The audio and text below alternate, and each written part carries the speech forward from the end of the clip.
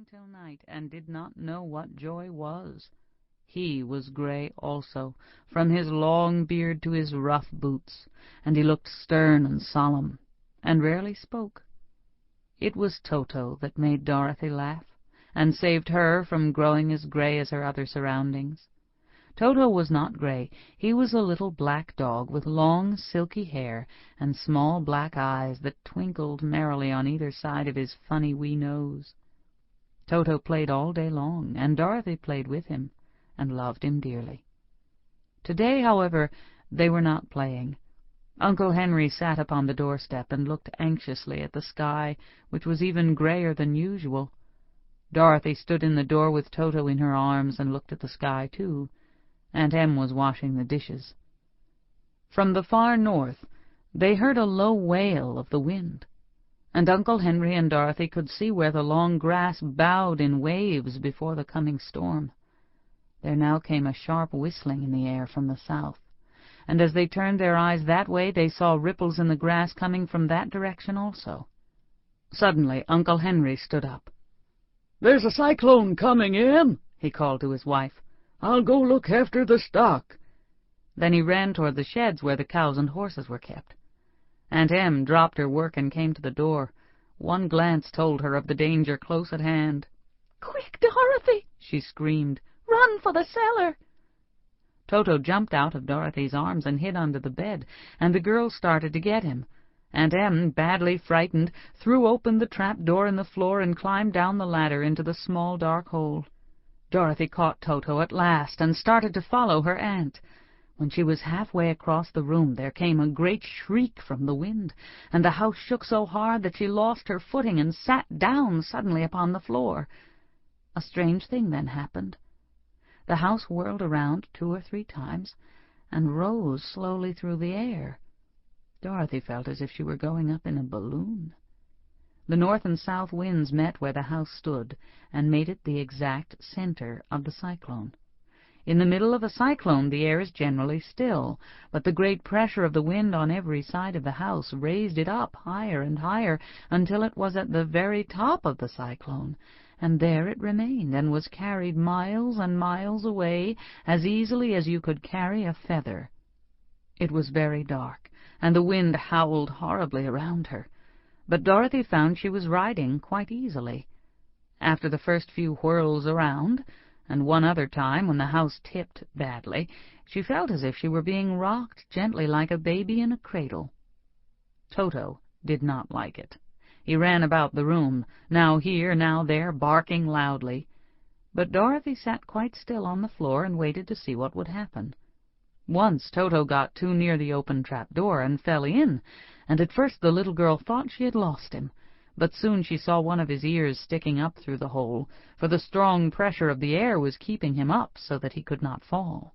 She crept to the hole, caught Toto by the ear, and dragged him into the room again, afterward closing the trap-door so that no more accidents could happen. Hour after hour passed away, and slowly Dorothy got over her fright. But she felt quite lonely, and the wind shrieked so loudly all about her that she nearly became deaf. At first she had wondered if she would be dashed to pieces when the house fell again, but as the hours passed and nothing terrible happened, she stopped worrying, and resolved to wait calmly and see what the future would bring.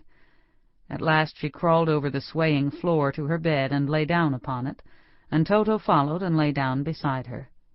In spite of the swaying of the house and the wailing of the wind, Dorothy soon closed her eyes and fell fast asleep. Chapter 2. She was awakened by a shock, so sudden and severe that if Dorothy had not been lying on the soft bed she might have been hurt. As it was, the jar made her catch her breath and wonder what had happened, and Toto put his cold little nose into her face and whined dismally. Dorothy sat up and noticed that the house was not moving, nor was it dark, for the bright sunshine came in at the window, flooding the little room. She sprang from her bed, and with Toto at her heels, ran and opened the door. The little girl gave a cry of amazement and looked about her, her eyes growing bigger and bigger at the wonderful sights she saw. The cyclone had set the house down very gently, for a cyclone, in the midst of a country of marvelous beauty. There were lovely patches of green sward all about, with stately trees bearing rich and luscious fruits. Banks of gorgeous flowers were on every hand, and birds with rare and brilliant plumage sang and fluttered in the trees and bushes. A little way off was a small brook, rushing and sparkling along between green banks, and murmuring in a voice very grateful to a little girl who had lived so long on the dry, gray prairies. While she stood looking eagerly at the strange and beautiful sights, she noticed coming toward her a group of the queerest people she had ever seen. They were not as big as the grown folk she had always been used to, but neither were they very small. In fact, they seemed about as tall as Dorothy, who was a well-grown child for her age, although they were, so far as looks go, many years older. 3 were men and 1 a woman, and all were oddly dressed. They wore round hats that rose to a small point a foot above their heads, with little bells around the brims that tinkled sweetly as they moved. The hats of the men were blue, the little woman's hat was white, and she wore a white gown that hung in plaits from her shoulders. Over it were sprinkled little stars that glistened in the sun like diamonds. The men were dressed in blue, of the same shade as their hats, and wore well-polished boots with a deep roll of blue at the tops. The men, Dorothy thought, were about as old as Uncle Henry, for 2 of them had beards. But the little woman was doubtless much older. Her face was covered with wrinkles, her hair was nearly white, and she walked rather stiffly. When these people drew near the house where Dorothy was standing in the doorway, they paused and whispered among themselves, as if afraid to come farther. But the little old woman walked up to Dorothy, made a low bow, and said in a sweet voice, "You are welcome, most noble sorceress, to the land of the Munchkins. We are so grateful to you for having killed the wicked witch of the East, and for setting our people free from bondage." Dorothy listened to this speech with wonder. What could the little woman possibly mean by calling her a sorceress, and saying she had killed the wicked witch of the East? Dorothy was an innocent, harmless little girl who had been carried by a cyclone many miles from home, and she had never killed anything in all her life. But the little woman evidently expected her to answer, so Dorothy said with hesitation, "You are very kind, but there must be some mistake. I have not killed anything." "Your house did, anyway," replied the little old woman with a laugh. "And that is the same thing. See," she continued, pointing to the corner of the house, "there are her 2 toes still sticking out from under a block of wood." Dorothy looked and gave a little cry of fright. There indeed, just under the corner of the great beam the house rested on, 2 feet were sticking out, shod in silver shoes with pointed toes. "Oh, dear!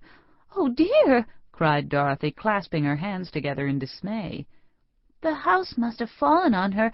Whatever shall we do?" "There is nothing to be done," said the little woman calmly. "But who was she?" asked Dorothy. "She was the wicked witch of the East, as I said," answered the little woman.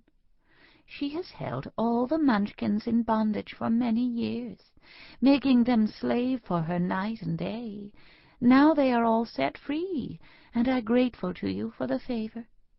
"Who are the Munchkins?" inquired Dorothy. "They are the people who live in this land of the East, where the wicked witch ruled." "Are you a Munchkin?" asked Dorothy. "No, but I am their friend, although I live in the land of the North. When they saw the witch of the East was dead, the Munchkins sent a swift messenger to me, and I came at once. I am the witch of the North." "Oh, gracious!" cried Dorothy. "Are you a real witch?" "Yes, indeed," answered the little woman. "But I am a good witch, and the people love me. I am not as powerful as the wicked witch was who ruled here, or I should have set the people free myself." "But I thought all witches were wicked," said the girl, who was half frightened at facing a real